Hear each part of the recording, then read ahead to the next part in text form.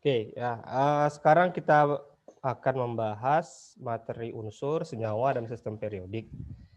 Kalau teman-teman semua punya Kempro, itu ada kata kunci biasanya. Nah, ini saya punya kebetulan yang edisi 2018, yang sekarang saya belum punya. Nah, kata kunci itu biasanya sering menjadi ini ya, highlight pembahasan. Nah, kalau di sini saya punya kata kuncinya, ada nomor atom dan nomor massa, ada isotop, tata nama senyawa ionik dan molekul, serta tabel periodik. Nah, saya tulis dulu, ini judulnya adalah unsur, senyawa,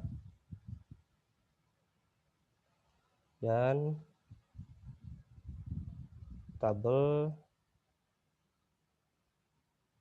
periodik. Nah, ada kata kuncinya atau keyword. Keywordnya adalah nomor atom, nomor massa, isotop,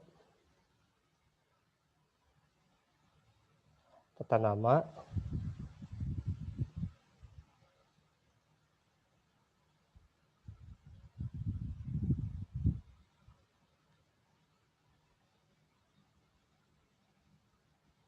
dan tabel periodik.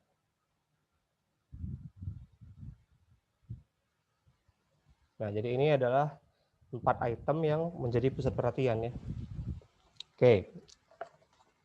Jadi biasanya kalau belajar kimia itu dimulai dari klasifikasi materi itu.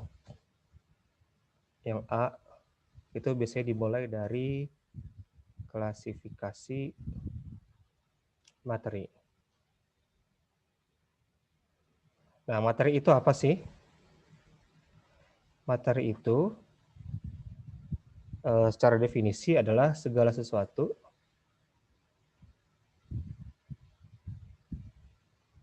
yang memiliki massa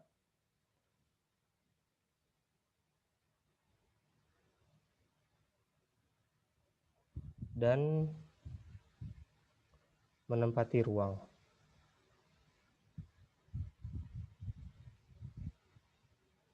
Nah, menempati ruang ini artinya dia memiliki volume.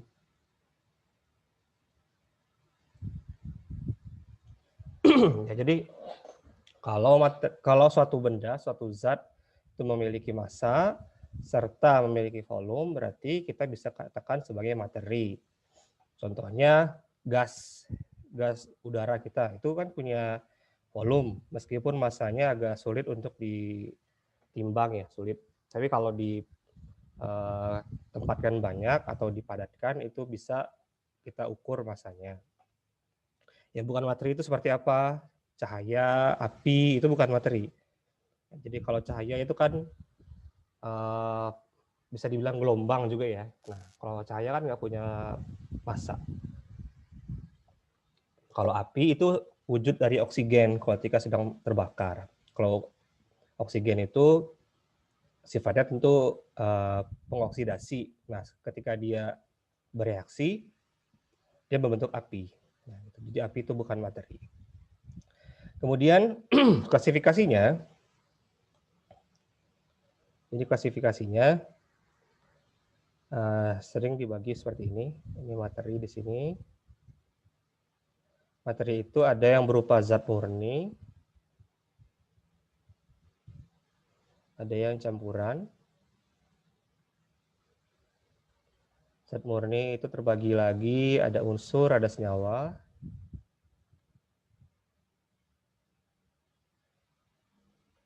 Campuran itu ada yang homogen, ada yang heterogen.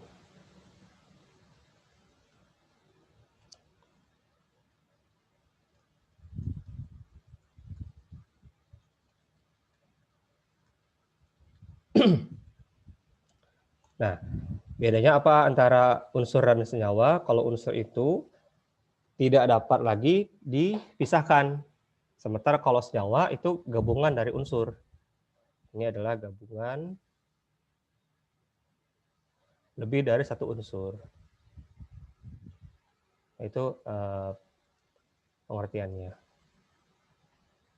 Sementara kalau homogen, ini dia tercampur merata. Atau tidak dapat dibedakan lagi antara komponen A dan B. Kalau heterogen itu tidak merata. Nah, contohnya kalau yang homogen itu adalah larutan. Kalau yang heterogen itu biasanya suspensi. Tuh. Jadi ini ada gini. Nah. Terus nanti ada yang sifatnya di tengah-tengah antara larutan dan suspensi. Itu ada pembahasan khusus yang namanya adalah koloid. Letaknya persis di tengah-tengah. Jadi sifatnya antara homogen sama heterogen. Kemudian bentuk-bentuk materi atau fasa ya. Bukan fasa, bentuknya aja. Jadi bentuk-bentuk materi itu ada atom, ada molekul, ada ion. Kalau atom adalah penyusun materi terkecil.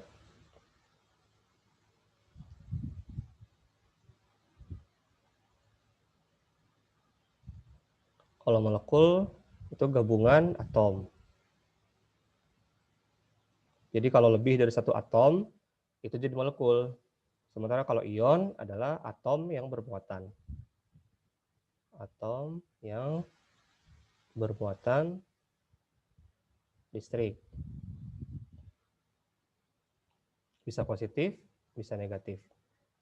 Kalau dia muatannya positif, adalah kation. Kalau muatannya negatif, berarti anion. Nah, kalau molekul kan gabungan dari atom. Kalau atomnya sama, dia jadi molekul unsur. Kalau atomnya beda, jadi molekul senyawa. Jadi kalau atomnya sama, dia disebut sebagai molekul unsur. Kalau dia beda atomnya, molekul senyawa. Itu ya. Oke, kemudian apa lagi nih?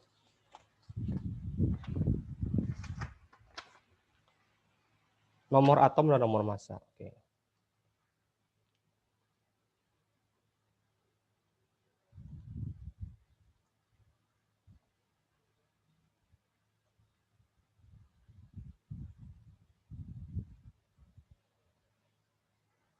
Simbol unsur.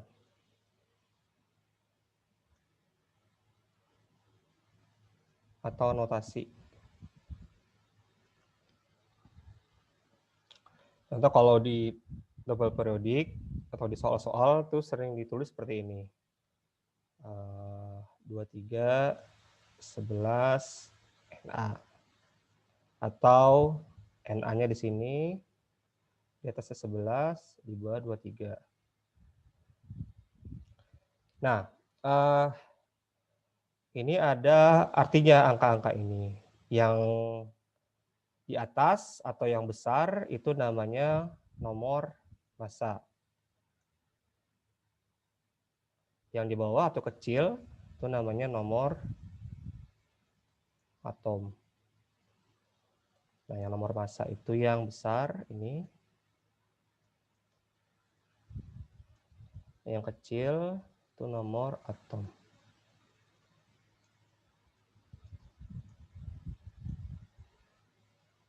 Nah, yang tengah-tengah itu adalah simbol unsur ya. Simbol unsur yang ini. Oke. Nah, artinya apa sih nomor massa? Nomor massa itu artinya adalah jumlah proton. Ya, jadi jumlah proton ini adalah identitas dari unsur. Kalau jumlah protonnya beda, unsurnya udah berubah. Nah, kalau dia netral, jumlah proton sama dengan jumlah elektron. Catatan ini untuk atom yang netral, tidak bermuatan. Kalau nomor maaf, saya terbalik. Terbalik, ini harusnya di bawah. Nah, ini ya. Nah, kalau nomor massa itu ya massa atomnya atau jumlah nukleon. Nukleon itu jumlah partikel inti. Adalah jumlah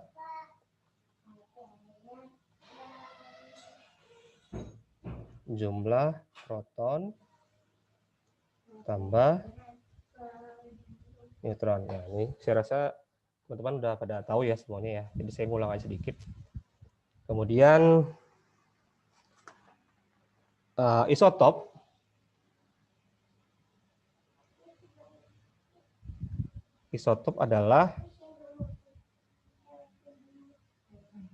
itu adalah spesi.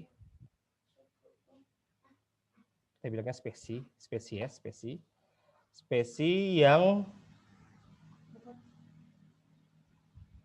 yang memiliki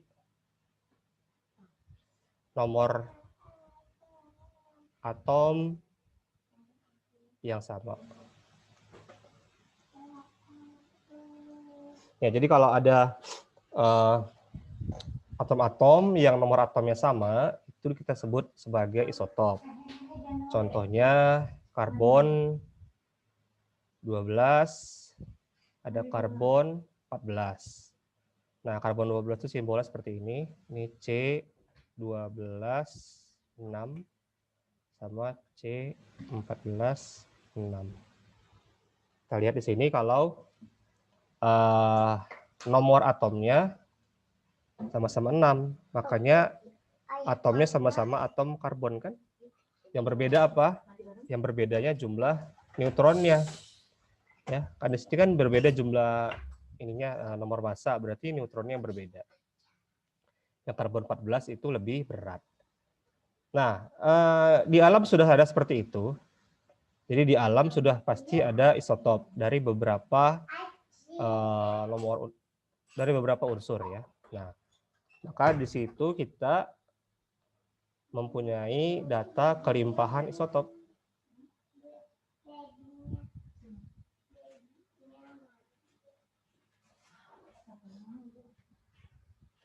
Saya coba ini deh, buat suatu unsur fiktif. Misalkan kita punya isotop A, berapa ya? A10, ada A11, ada 2 ya. Ini saya buat unsur fiktif aja, ada A10, ada A11. Jadi simbol seperti ini, A10, A11, ini yang ditunjuk sama notasinya adalah nomor atom. Nomor massa, maaf. Jadi beratnya yang ini 10, yang ini 11. Misal ini isotop A10, kelimpahannya di alam itu 40%. Kelimpahan A11 berarti sisanya 60%. Nah, dari sini kita bisa menghitung massa atom relatif. Kita bisa berhitung massa atom relatif. Kenapa disebut relatif?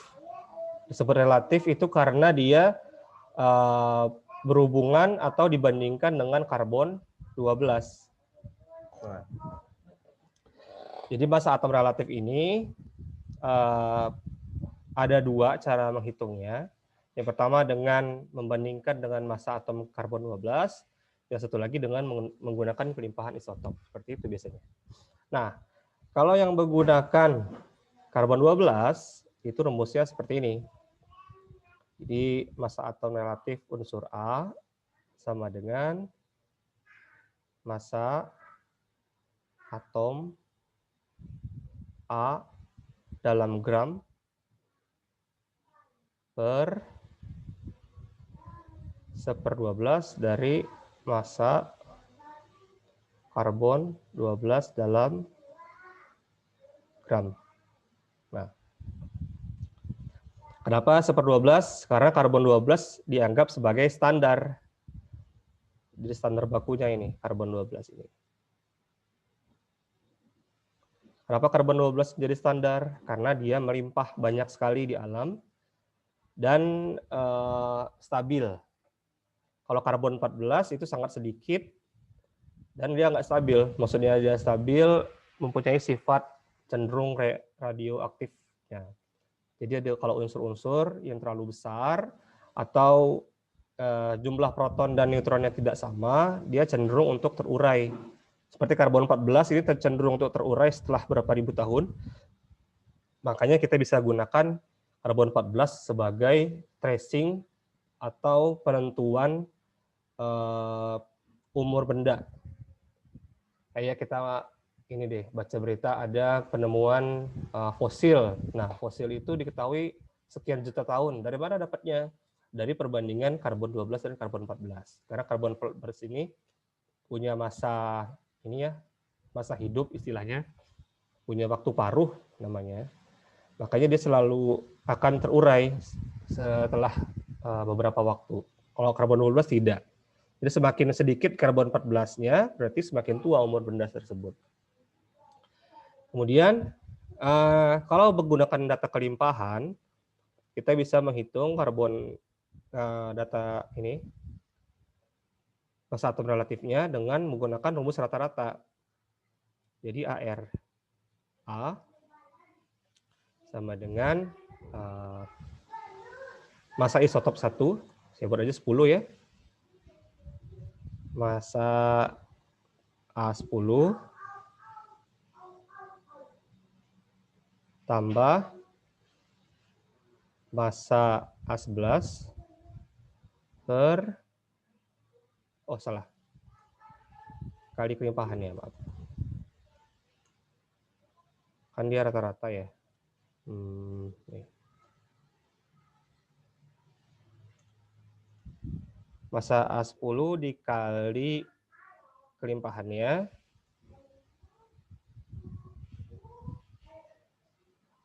tambah massa A11 kali kelimpahan per 100%. Nah, massa A10 ini tergantung soal. Ya.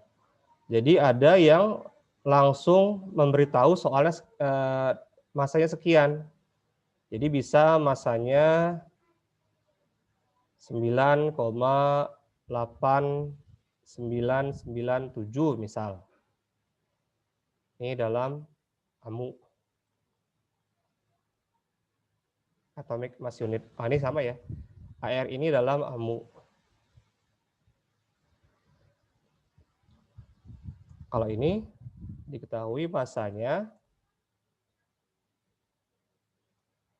10,9988 AMU. Ini contoh aja ya.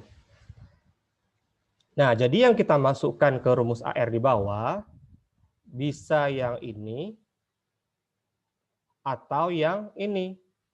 Ada dua pilihan, tergantung yang diketahui di soal. Kalau diketahui masanya sekian, sekian AMU 9, berapa atau 10, berapa. Nah, ini yang kita masukkan ke rumus di bawah. Tapi kalau nggak ada, jangan bingung. Langsung aja masukin angka 10. Nanti 10 dikali 40%. 11 dikali 60% gitu. Nah, ini, jadi sini saya masukkan 9,8997 dikali kelimpahannya 40 dikali 40 tambah 10,9988 dikali 60 per 100%. Udah dapat kayak gitu. Segitulah AR-nya. Tapi kalau menggunakan massa karbon 12 tentu pakai dalam gram. Nah, ini nanti pakai contoh soal yang ada aja. Kemudian tata nama senyawa. Oke.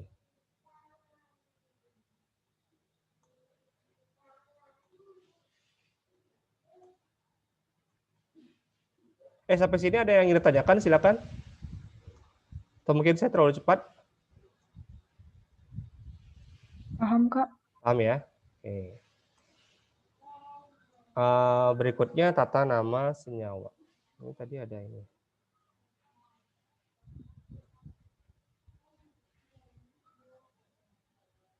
Ini B. Ini C isotop. D.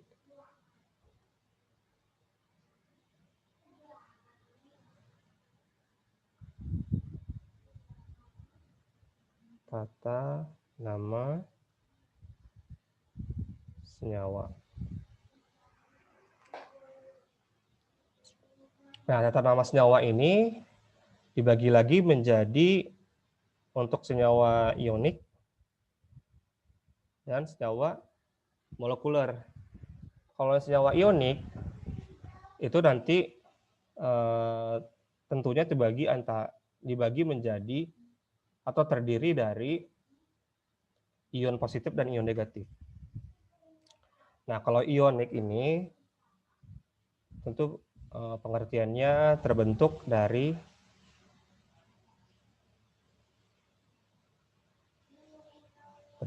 dari ikatan ion yang mana melibatkan kation dan anion. Nah, aturannya kation itu disebutkan lebih dahulu. Kation itu biasanya logam, tapi ada juga yang bukan logam. Kation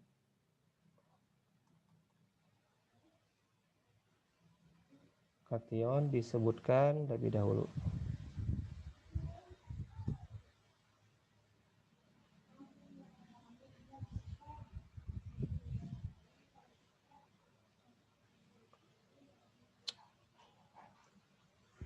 Lalu anion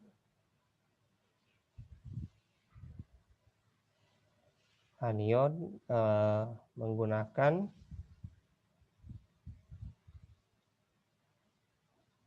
akhiran ida. Itu jika tidak berupa oksida. Nah, maksudnya seperti apa? Ada yang menggunakan akhiran ida, ada yang menggunakan akhiran at, ada yang menggunakan akhiran it. Ada yang ida, ada yang at, ada yang it. Nah, ini bedanya ya. Kalau ini anionnya tunggal, maksudnya dia satu jenis saja atomnya. Anion tunggal.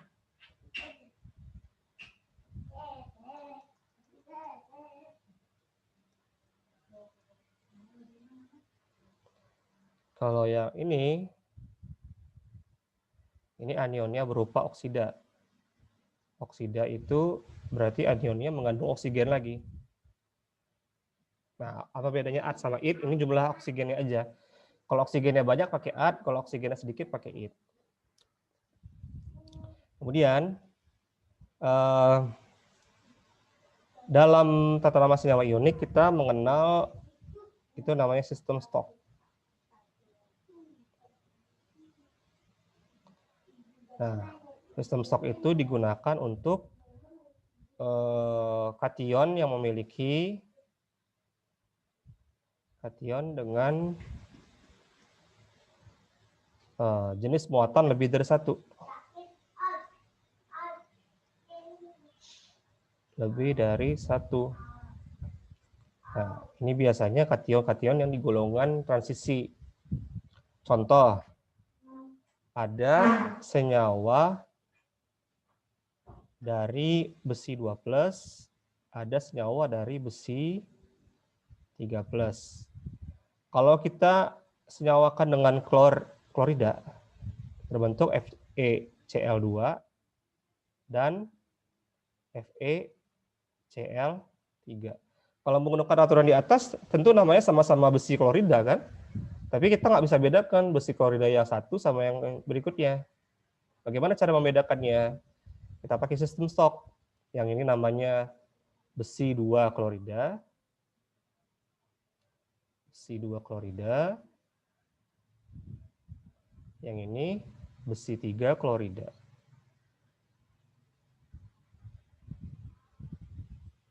Nah, aturan penulisannya itu nomor muatan ditulis dengan angka Romawi dalam kurung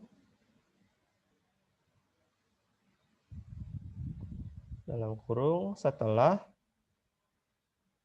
nama kation tanpa spasi.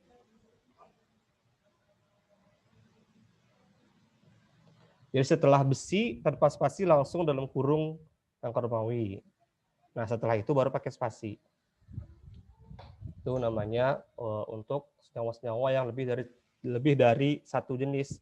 Jadi ini namanya bukan besi diklorida, ini bukan besi triklorida ya. Enggak, kalau dia ionik nggak perlu seperti itu. Ionik dia nggak pakai apa sih namanya, monoditri awalan gitu ya, nggak perlu. Tapi perhatikan sistem stok ini nggak selalu dipakai. Ini hanya dipakai untuk kation yang jenis muatannya lebih dari satu. Jadi kalau golongan utama seperti litium, natrium, kalium, golongan 2 seperti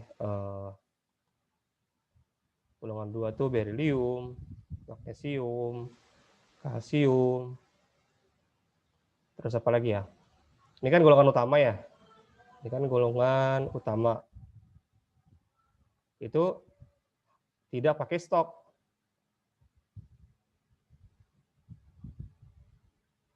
Karena jenis muatannya hanya satu. Ini sudah pasti 1+, ini sudah pasti 2+. Jadi nggak perlu. Kita udah bisa bedain. Nah, ada lagi yang golongan transisi yang hanya punya satu jenis, contohnya seng. Zinc itu cuma punya 2+, ini juga sama, tidak pakai sistem stok. Sama, walaupun dia transisi ya. Jadi ya perlu hafal, ya ada beberapa yang perlu dihafal. Soalnya kan kalau kimia itu dia seimbang ya, hafalan 50%, hitungan 50% gitu. Kemudian mungkin nanti kalau ada saya ada yang lupa tolong ingetin ya. Saya lanjut dulu. Yang kedua,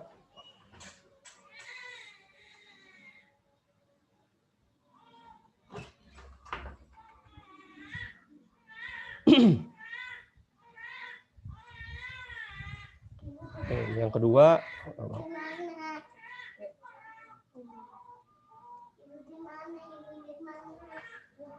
kedua itu molekul, senyawa molekul. Ini sama seperti senyawa ion. Tapi biasanya senyawa molekul itu ada beberapa yang gabungannya bisa membentuk lebih dari satu jenis senyawa. Ya, jadi kalau gabungan unsurnya dapat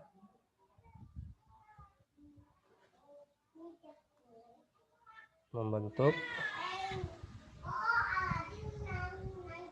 lebih dari satu senyawa, kita pakai awalan mono, di, tri, dan seterusnya. Nah, biasanya ya kalau yang awalan mono ini hanya untuk unsur yang di belakang. Hanya untuk unsur di belakang. Kalau unsur di depan nggak perlu.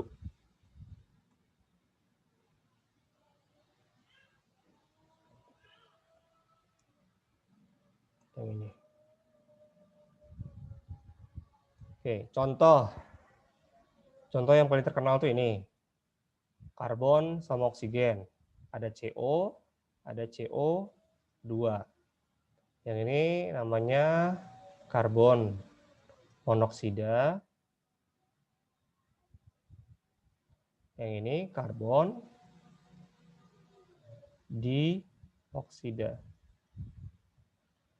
Karena dia ada dua jenis jawabannya, bisa dengan satu oksigen, bisa dengan dua oksigen. Perhatikan di sini kita membedakan keduanya dengan awalan mono dan di. Di sini udah maghrib, saya boleh break dulu 5 menit boleh? Boleh, Kak. 5 menit aja ya? Boleh, Kak.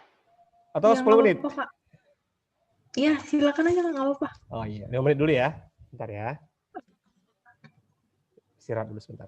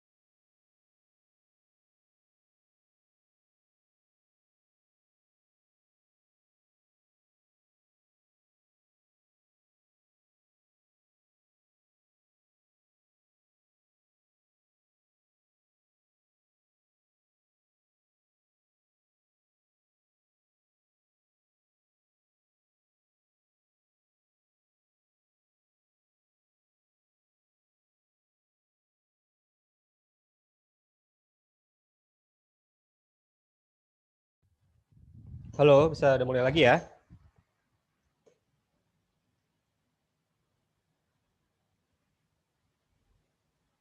Halo. Ada orang? Halo? Iya, Kak. Oke. Sekarang kita lanjut. Tadi udah sampai molekul. Jadi ini aturannya kalau lebih dari satu jenis nyawa pakai awalan. Monoditre. Contoh lainnya yang banyak itu ini. Ada NO, ada N2O, NO2, ada N2O3, N2O5. Nah ini banyak ya jenisnya, ada 5. Tapi yang pakai awalan mono hanya oksigen saja, nitrogen nggak perlu. Ini namanya nitrogen monoksida.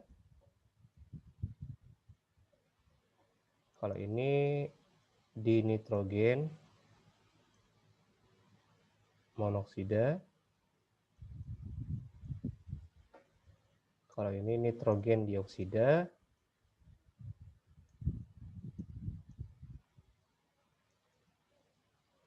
Kalau ini dinitrogen trioksida. Dan kalau ini 5 ya, dinitrogen pentaoksida.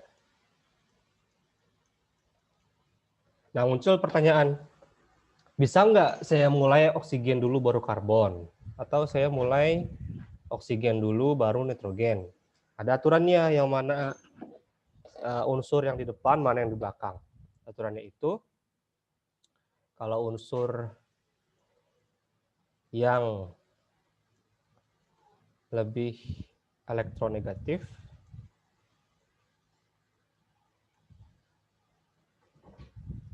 letaknya di belakang. Di belakang. Itu dia yang diberi nama IDA, yang lebih negatif. Elektronegatif. Nanti sebentar lagi kita bahas apa itu keelektronegatifan. Contoh OF2. Nah, ini oksigen di fluorida. Nah, karena fluor itu lebih elektronegatif, makanya letaknya di belakang. Nah, kali ini oksigen dapat posisi di depan. Gitu. Jadi tergantung dengan koelektronegatifan. Kemudian berikutnya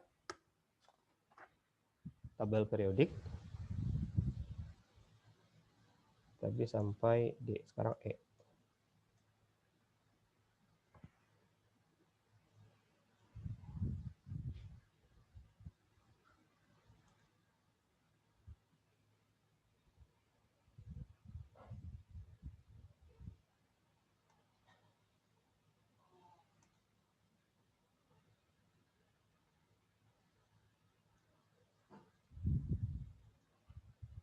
Tabel periodik. Nah, ini saya nggak membahas sejarahnya ya, langsung yang modern saja. Jadi bedanya yang lama dengan yang dulu, kalau yang versi Mendeleev itu dengan kenaikan nomor massa, kalau versi modern itu berdasarkan kenaikan nomor atom. Tapi urutannya sama dengan yang Mendeleev, sama persis. Terus dibagi menjadi apa namanya, periode dan golongan ya. Jadi ada periode, ada golongan.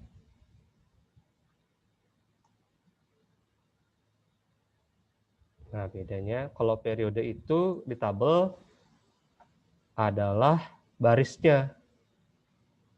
Baris yang dari kiri ke kanan. Baris ini menunjukkan jumlah kulit. Saya kasih tanda kutip aja, kulit. Nah, kalau orang kimia lebih senang makanya kulit atau shell bahasa Inggrisnya. Walaupun kalau di fisika bukan kulit ya, tapi tingkat energi. Jumlah kulit elektronnya. Kalau golongan adalah kolomnya. Kolom ini menunjukkan jumlah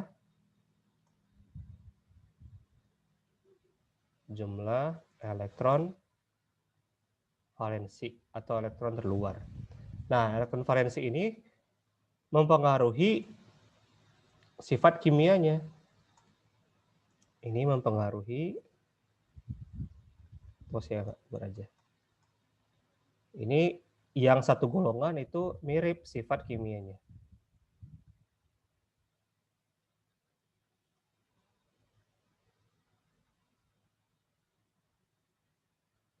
Sifat kimia itu maksudnya yang berkaitan dengan reaksi berubah zat ya, kita ulang atom. Kalau sifat fisik tentu yang tidak berkaitan dengan reaksi. Oke, ada sifat-sifat. Oh sebentar, sebelum masuk ke sifat-sifat, pembagian golongan ada golongan utama.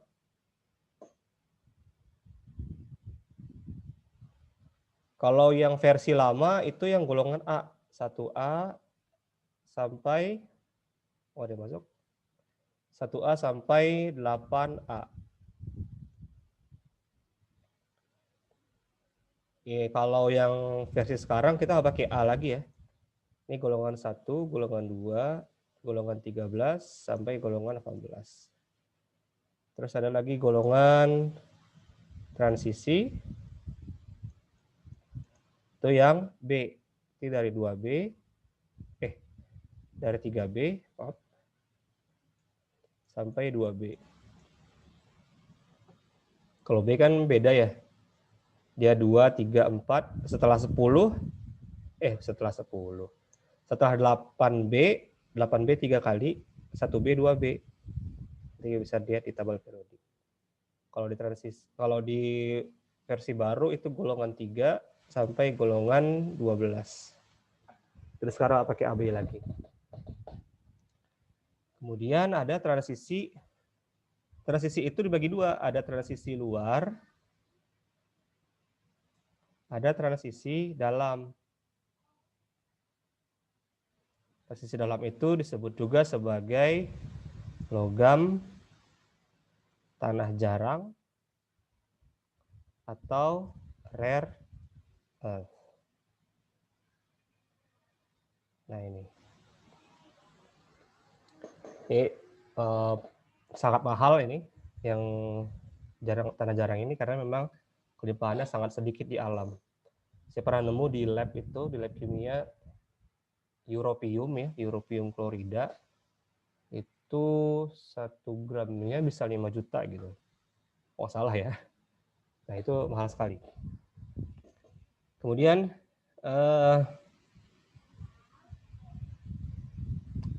sifat periodik.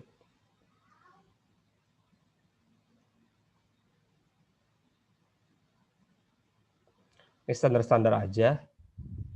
Ada jari-jari atom.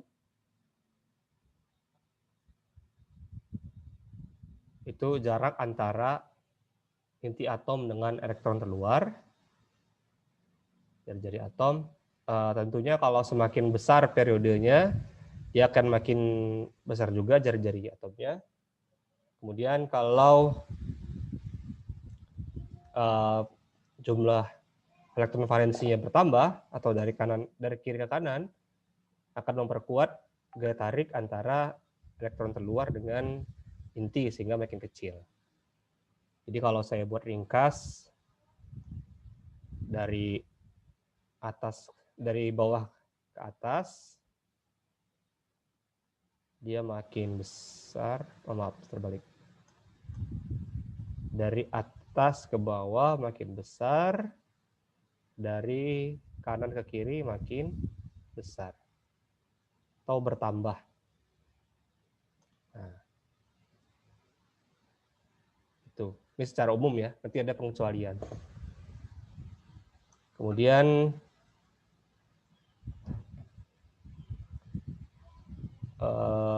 yang kedua itu energi ionisasi.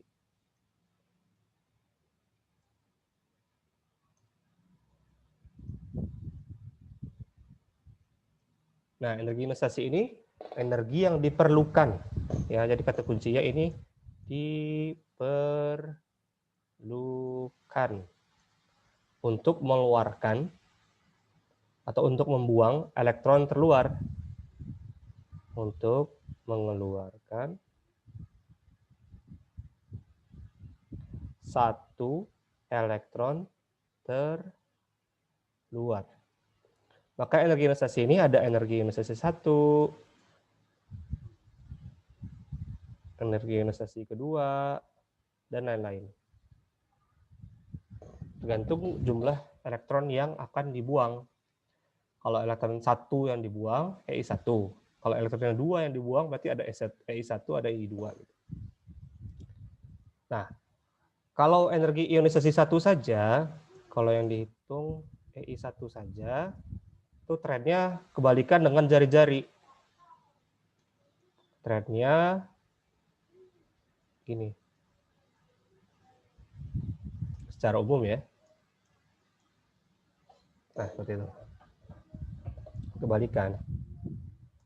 Gimana kalau energi kedua dan seterusnya? Nah, itu ada kaitannya dengan kestabilan kulit atom. Ini berkaitan dengan konfigurasi elektron gas mulia.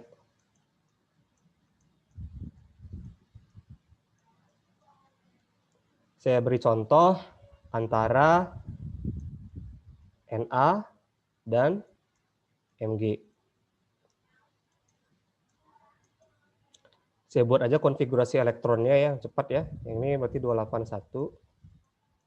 Yang ini 282.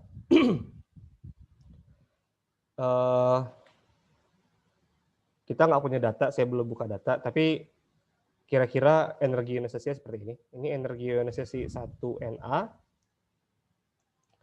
Saya ambil datanya misalnya ya 2000 kilojoule per mol. Energi ionisasi kedua itu pasti jauh lebih tinggi, sekitar 7.000 lah, 7.000 kilojoule per mol. Nah, kalau energi ionisasi Mg, EI1-nya mungkin sekitar 1.800, energi ionisasi kedua mungkin cuma 2.100. Nah, di sini kita bisa lihat ada jarak yang sangat berbeda antara EI1 dan EI2 untuk kedua atom ini. Kalau hanya diberitahu data EI-nya saja, energi ionisasi saja, kita bisa menebak kira-kira atom ini atau unsur ini ada di golongan berapa. Lihat, setelah EI1, kemudian EI2-nya melonjak sangat besar kan? Jauh ya perbedaannya. Nah, ini kita bisa berkesimpulan kalau oh ya, silakan Sarah lagi izin sholat. Jadi kita bisa berkesimpulan kalau yang ini, yang energi ionisasi 1 dan 2-nya sangat besar, berarti terluarnya hanya 1 elektron. Tapi kalau 1 dan 2-nya nggak terlalu jauh perbedaannya, dan muncul energi ionisasi ketiganya 8.000 contohnya. Kan sangat jauh ya. Yang pertama dan kedua jaraknya hanya 300. Terus yang ketiga jaraknya lebih dari 5.000. Oh, pasti ini energi ionisasi ketiga berada di kulit yang berbeda. Gitu. Kenapa bisa melonjak sangat tajam? Nah, kita lihat kalau Na setelah mengalami energi ionisasi pertama, dia akan berubah menjadi Na+ yang memiliki 8 elektron di kulit terluarnya. Nah, ini konfigurasi gas mulia. 8 ini stabil. Sudah stabil. Untuk memaksa 8 elektron ini terpisah, butuh energi yang jauh lebih besar, makanya melonjak nilainya. Kalau Mg 1 dan 2 masih di kulit terluar, dia belum stabil.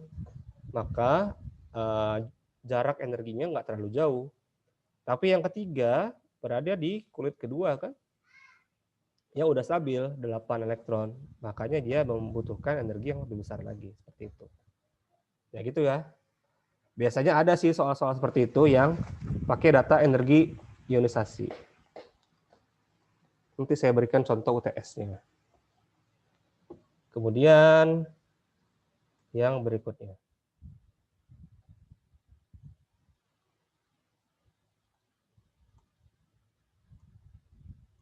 Sampai sini ada pertanyaan, silakan. Kalau ada pertanyaan atau sanggahan bilang aja ya. Nggak usah nunggu saya selesai, nanti lupa.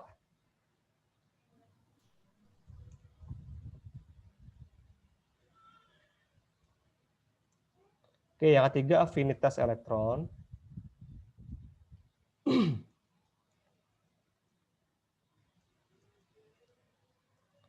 Ini berbeda dengan energi ionisasi. Kalau afinitas elektron, energinya dilepas. Dilepas saat menangkap elektron.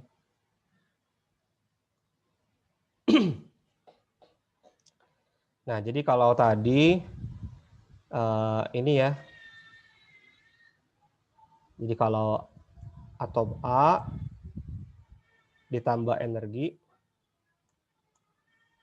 A tambah energi, itu menghasilkan atom A+ tambah elektron. Jadi elektronnya keluar. Kalau ini, atom B tambah elektron menghasilkan energinya afinitas elektron.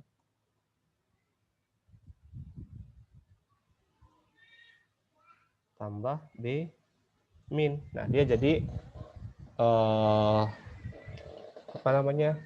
jadi ion negatif ya. Jadi berbeda letak energinya. Kalau yang tadi di sebelah kiri karena dibutuhkan, kalau yang sekarang afinitas elektron energinya dia lepas. Di trendnya juga sama seperti energi ionisasi. Trennya seperti ini. Terbalik nggak? Terbalik.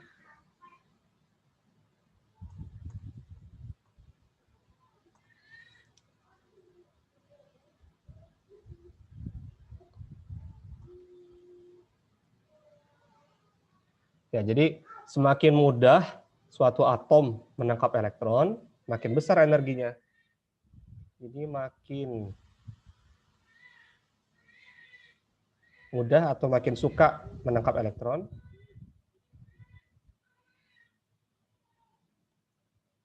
afinitas makin besar. Kalau tadi semakin sulit melepas elektron, energi ionisasi makin besar. Jadi seperti itu aja perbedaannya. Dan yang keempat ada elektronegativitas atau keelektronegatifan. Keelektronegatifan. Nah, ini adalah kecenderungan suatu atom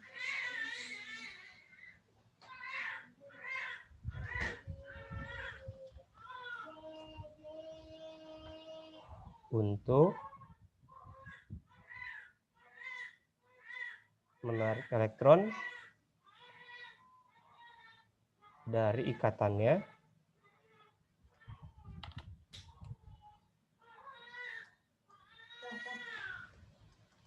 apa ini? Mana dia? Dari ikatannya dalam senyawa. Tetap pengpang. Nah, jadi bedanya afinitas sama elektronegativan. Kalau afinitas itu bentuknya energi, ada satuannya. Tapi kalau ke elektronegatifan hanya berupa kecenderungan.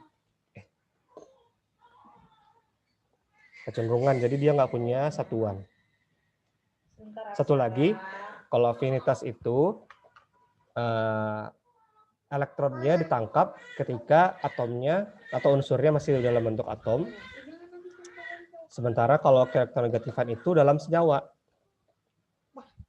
Ya, dalam senyawa. Contoh,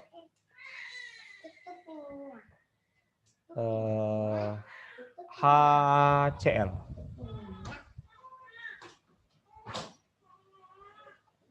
H dengan Cl itu terikat dari ikatan kovalen kan? Penggunaan bersama elektron. Jadi hanya numbang elektron di sini, Cl juga numbang elektron. Nah, masalahnya mereka ini memiliki elektronegativan yang berbeda. Elektronegativannya akan lebih besar dimiliki Cl. Nah, jadi Cl ini lebih besar. Lebih besar ke elektronegativannya. Karena lebih besar, lalu efeknya apa? Efeknya pasangan elektron ini, kan sepasang ya, akan lebih banyak ditarik oleh Cl.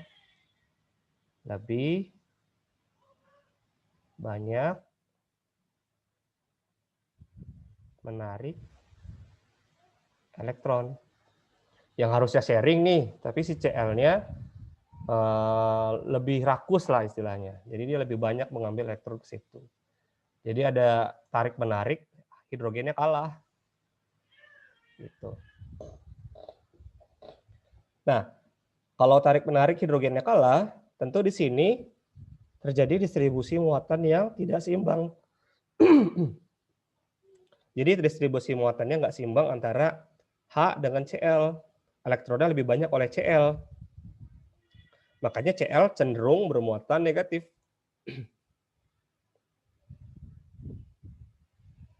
Cenderung bermuatan negatif. Dan H yang kehilangan elektron akan cenderung bermuatan positif.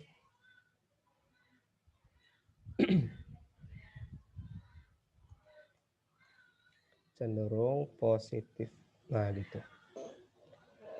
Sekarang kan kita udah punya nih kecenderungan muatannya. Yang H cenderung positif, yang Cl cenderung negatif. Berarti kita punya kutub kan jadinya. Sekarang kita punya kutub.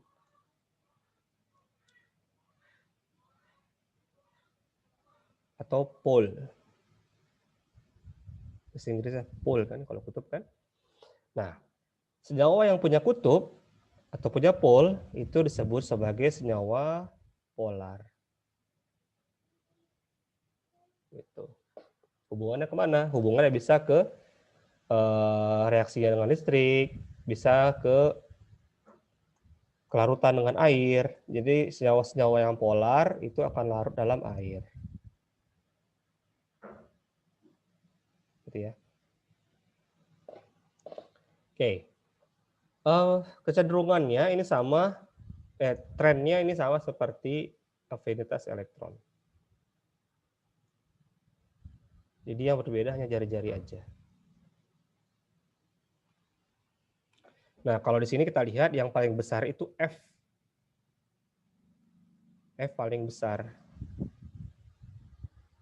Jadi F itu selalu dia menjadi negatif kalau berikatan dengan siapapun. Baik dengan oksigen. Kan oksigen terkenal elektron negatif. Tapi kalau dengan fluor yang menang. Kemudian apa lagi ya?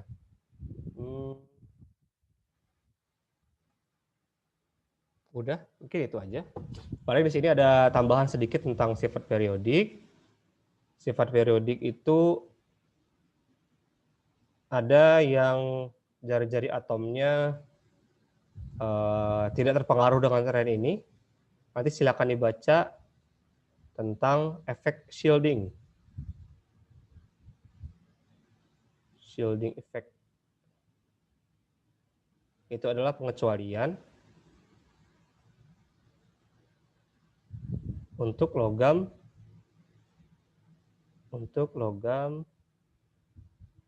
transisi dalam.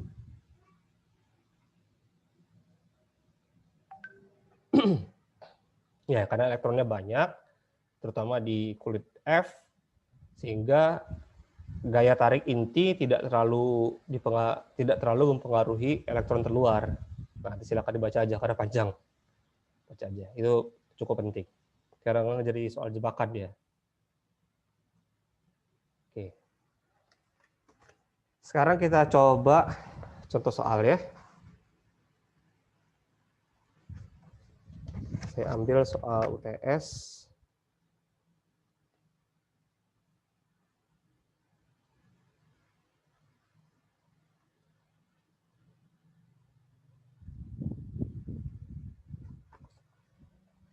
Ini ada UTS tahun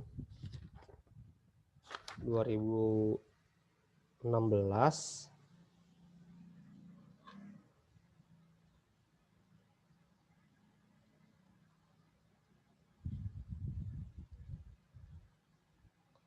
Tahun 2016. Jadi diketahui atom X pada periode 3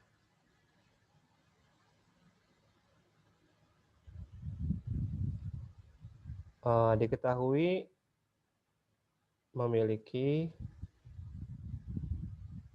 energi ionisasi pertama hingga ke-6 berturut-turut adalah 786, 1580, 3230, 4360, 16.000, dan 20.000 kilojoule per mol. Pertanyaannya yang A, tentukan unsur X.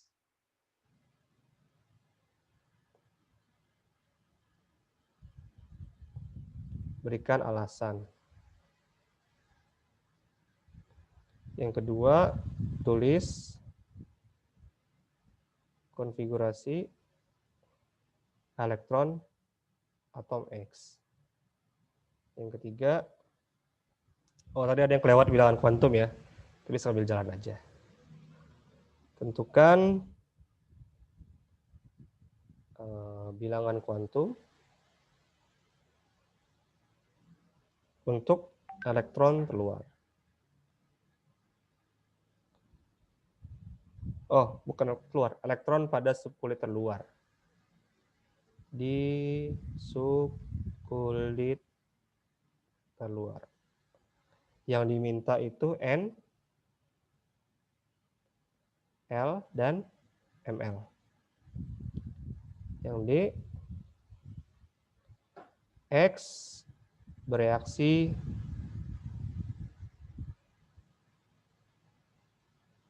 dengan oksigen membentuk padatan oksida.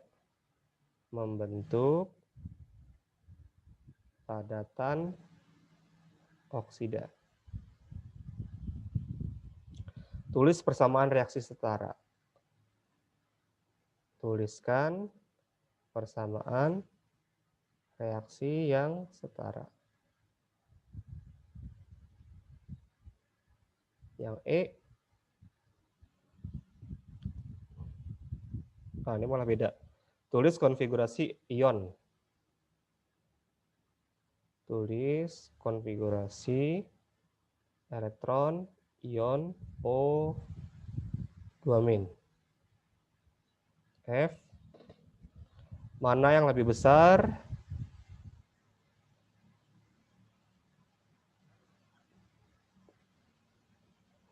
Atom X atau kation X? Yang G, reaksi oksida X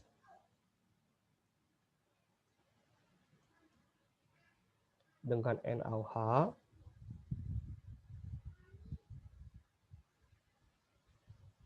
merupakan reaksi asam basa. Adalah reaksi asam basa dengan perbandingan mol 1:2. Tulis persamaan reaksi yang setara. Oh ya, info dari teman saya yang di kimia, katanya ujian UTS nanti bentuknya pilihan ganda semua. Katanya gitu. Saya tanya soalnya berapa buah, katanya mungkin sekitar 30 atau lebih. Soalnya kemarin UTS kan 15, jadi ya sekitar 30-an lah katanya. Ya mungkin 40, tapi dia nggak bisa memastikan seperti itu. Oke, Kak. Ya, ini soal yang dulu bentuknya esai. Oke, sekarang kita bahas. Ini ada data energi ionisasi.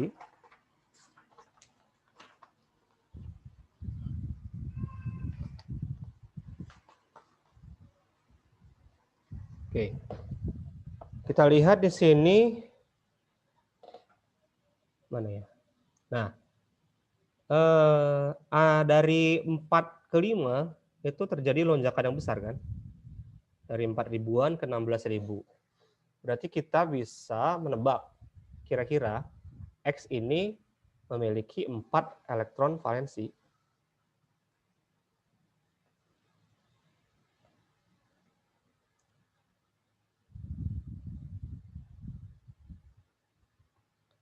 Tadi.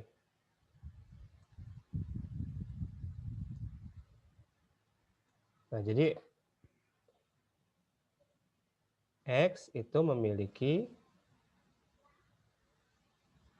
4 elektron valensi.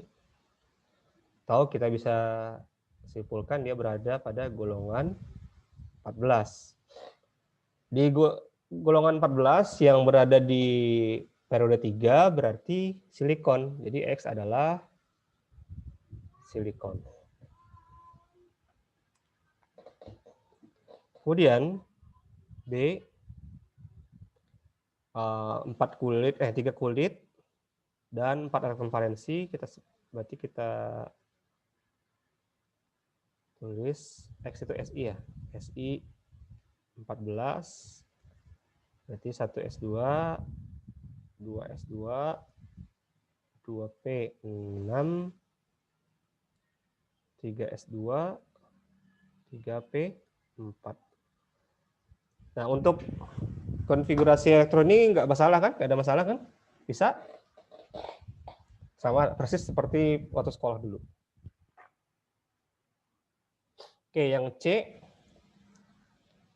yang diminta pada subkulit terluar, berarti yang 3P. 3P ya. Nah, untuk 3P berarti N-nya adalah 3. L adalah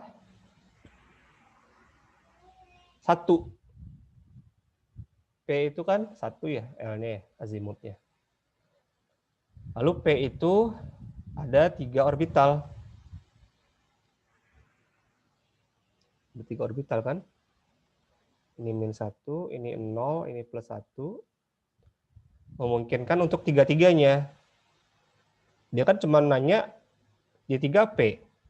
Berarti kemungkinan dibolehkan ML-nya 0 dan +-1. Boleh 0, boleh +1, boleh -1, gitu maksudnya. Terus saja. Dia kan nggak bilang elektron terluar kan? Cuma ditanyakan elektron pada subkulit terluar. Ya udah, berarti semuanya +-1. Kecuali elektron terluar, baru kita tunjuk di orbital yang mana. Nah, kalau yang ditanya elektron terluar, ini kita isi dulu dengan aturan Hund. Nah, ini 4 ya, berarti diisi seperti ini. 1, 2, 3, 4. Nah, berarti Ml-nya di -1. Ms-nya tanda ke bawah kan, spin-nya berarti dia -setengah. Jadi kalau tidak ditanya nggak usah.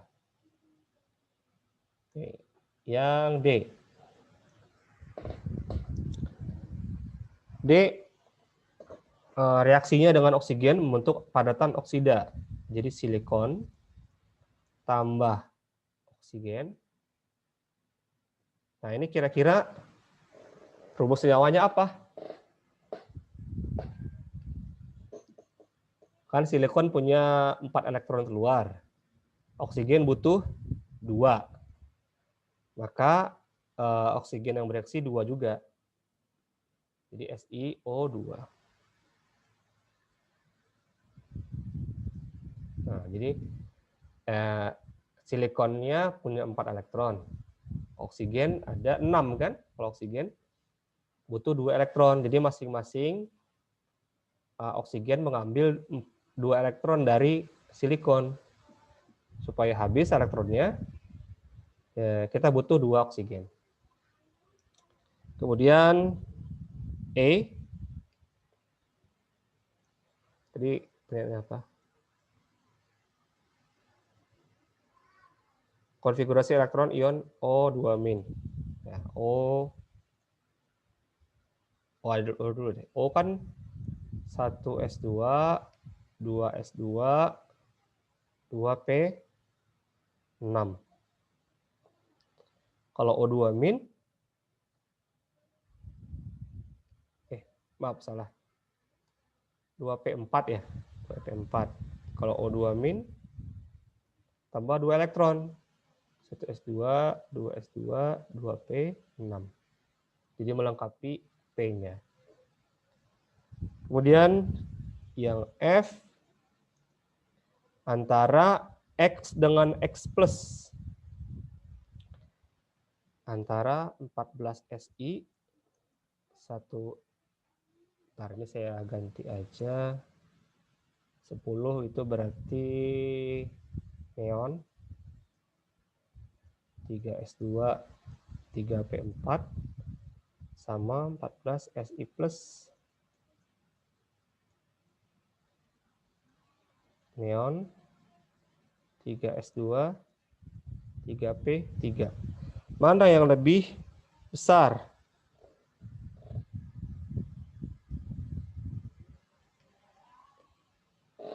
Mana yang lebih besar? Nah, ini simpel aja karena jumlah elektron valensinya lebih banyak Si kan? Ini jumlah elektronnya makin banyak, tentu lebih besar pula. Sebentar. Ini Si, oke. Jadi ini semakin besar nilai bilangan kuantumnya, semakin besar jari-jari atom. Berarti yang 3 ini, berarti kan punya 3 kulit.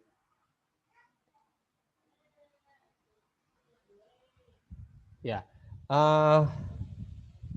ini antara 4 dan 3, ini ada 7, ini ada 6 elektron. Bentar, kok 6 ya? Oh, saya salah dari tadi, maaf. Ini harusnya 2, bukan 4. Pantes kok, aneh.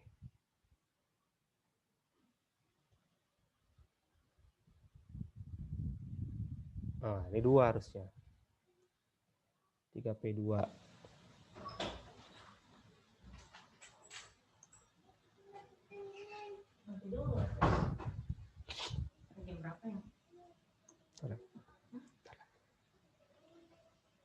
Ini P2, ini P1. Nah, ini kan jumlah elektron valensinya lebih banyak. Sehingga kalau lebih banyak, tentu gaya tarik antara elektron dengan inti itu lebih besar. Sehingga dia jadi lebih kecil atomnya. Ini kan lebih sedikit nih. Cuma 3 elektron keluar kan, makanya ini lebih besar atomnya. Elektron valensi lebih sedikit. lebih sedikit sehingga gaya tarik antara inti dan elektron lebih kecil. Ya, jadi jari-jari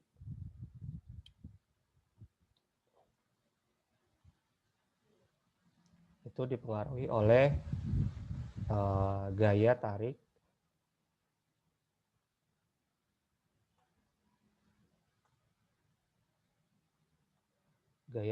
antara inti dan elektron. Jadi makin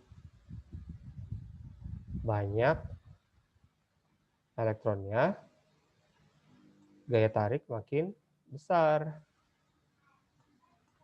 Gaya tarik makin besar. Sehingga jari-jari makin kecil.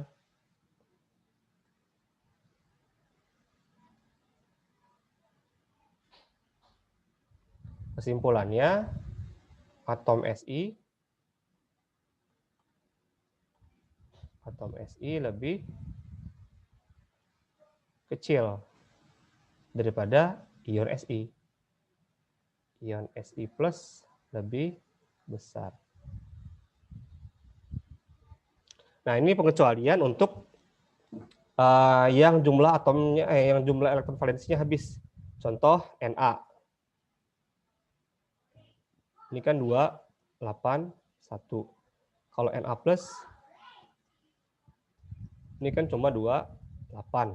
Nah, ini tentu yang jumlah kulitnya lebih banyak yang besar.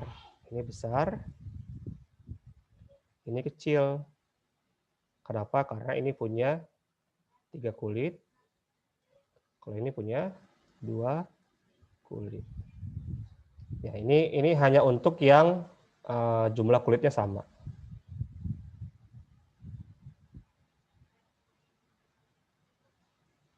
Gitu. Kemudian soal yang G. Yang G. SiO2 direaksikan dengan NaOH tadi ya. NaOH adalah reaksi asam basa. Kalau reaksi asam basa berarti ada air. Ya. Ini asamnya. Ini oksida asam ya, oksida asam.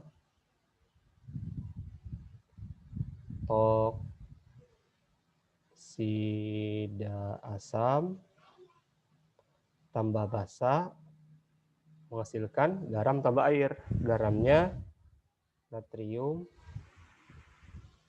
silikat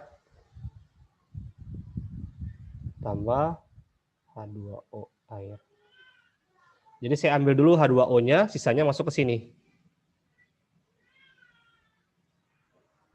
Jadi ada 2 NaOH. Kenapa 2? Karena hidrogennya harus 2 di sini.